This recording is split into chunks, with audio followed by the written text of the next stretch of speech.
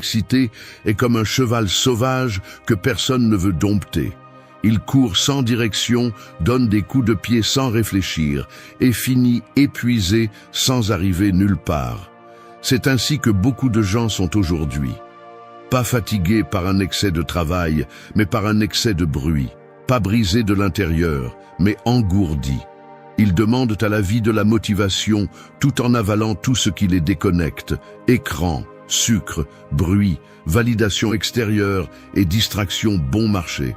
Et le pire n'est pas qu'ils sont perdus, le pire est qu'ils ont normalisé cela. Ils se sont habitués à vivre sans énergie, sans but, sans clarté. Et ils appellent cela routine. Ils ont oublié que la dopamine n'est pas un bouton qui s'active en regardant des vidéos, en mangeant par anxiété ou en attendant des miracles. C'est une étincelle qui s'allume avec la discipline, la concentration, avec des actions alignées avec qui vous voulez vraiment être. Si aujourd'hui vous n'avez envie de rien, si vous avez du mal à vous concentrer, si vous vivez d'impulsion en impulsion sans comprendre pourquoi vous vous sentez de plus en plus vide, ce n'est pas de votre faute, mais c'est bien votre responsabilité. Parce que personne ne viendra vous sauver, personne ne vous rendra votre respect de soi si vous le donnez à chaque fois que vous choisissez la facilité. Et c'est là que ce script entre en jeu, non pas comme un discours motivant, mais comme un électrochoc. Un qui vous rappelle que récupérer votre énergie mentale n'est pas un luxe, c'est urgent. Aujourd'hui, vous allez découvrir 8 pratiques réelles, crues, possibles. Elles ne viennent pas de gourous ou de formules magiques, elles viennent du stoïcisme, de la psychologie, de l'expérience de ceux qui ont aussi touché le fond et ont décidé d'arrêter de couler. Chaque pratique est une réponse au chaos moderne. Une porte pour sortir du pilote automatique, retrouver votre motivation et construire un esprit stable, éveillé et orienté. Mais ne vous y trompez pas, ceci n'est pas du divertissement, c'est un appel. Si vous en avez assez de dépendre de l'extérieur pour vous sentir vivant, si vous voulez vous regarder à nouveau avec respect et tenir votre parole sans vaciller, alors restez. Parce que le moment de changer n'est pas demain. C'est maintenant, et pas avec de grands discours, mais avec des actes silencieux que personne ne voit, mais qui changent tout. 1. Active ton corps et ton esprit se rallumera. Un corps immobile est comme un puits stagnant. Il semble calme de l'extérieur, mais à l'intérieur, il pourrit lentement. Lorsque tu laisses ton corps s'éteindre, l'esprit ne tarde pas à le suivre. C'est comme s'ils étaient tous deux connectés par le même câble. Et en coupant le mouvement physique, on interrompt également le courant qui te maintient concentré, motivé et éveillé. Beaucoup disent qu'ils n'ont pas l'énergie de bouger, mais ils ne comprennent pas que c'est précisément parce qu'ils ne bougent pas qu'ils n'ont pas d'énergie. Ils attendent de se sentir bien pour agir, alors qu'en réalité, c'est en agissant que tu commences à te sentir mieux. Le stoïcien n'attend pas la motivation, il la crée. Marc Aurèle, même épuisé de l'intérieur, continuait à se lever chaque jour pour accomplir son devoir. Non pas parce qu'il en avait envie, mais parce qu'il comprenait que le corps entraîné est la base de l'esprit ordonné. Et cela n'a rien à voir avec l'obsession de la forme physique ou avec le fait de vivre au gymnase. Il s'agit de reprendre le contrôle du système nerveux à partir de ce que tu peux maîtriser, le mouvement.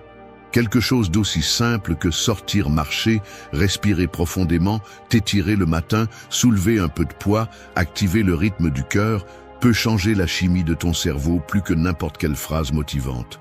Tu es plein de dopamine mal distribuée. Tant de stimulation numérique, tant de plaisir immédiat a rendu ton cerveau accro au moindre effort et de plus en plus intolérant à l'effort réel. Mais le corps ne ment pas. Si tu l'actives, il répond. Le problème est que beaucoup préfèrent rester coincés dans la plainte, sur le canapé, dans l'excuse. Ils disent qu'ils se sentent vides, mais ils ne font rien avec ce vide. Ils ne le poussent pas, ils ne le défient pas, ils ne se lèvent pas pour reprendre le contrôle. Si tu veux te retrouver, ne commence pas par les idées. Commence par les muscles.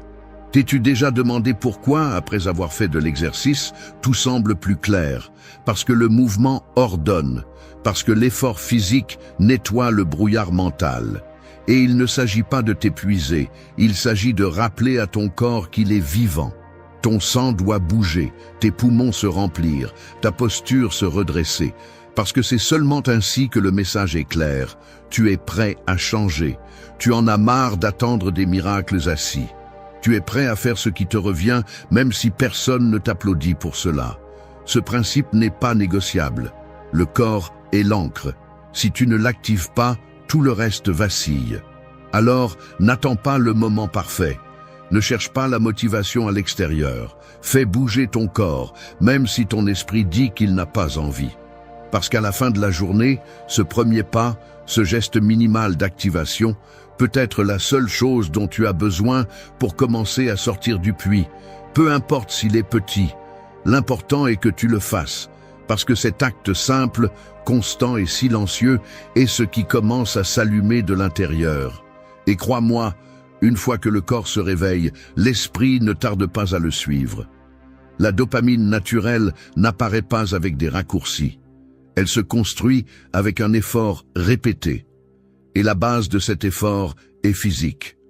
Si tu ne maîtrises pas ton corps, tu ne maîtriseras jamais ton esprit. Alors aujourd'hui, ne te demande pas si tu as envie. Demande-toi si tu es prêt à te respecter suffisamment pour faire ce que tu as dit que tu ferais. Parce que ce respect commence par bouger, même quand tout en toi veut rester immobile.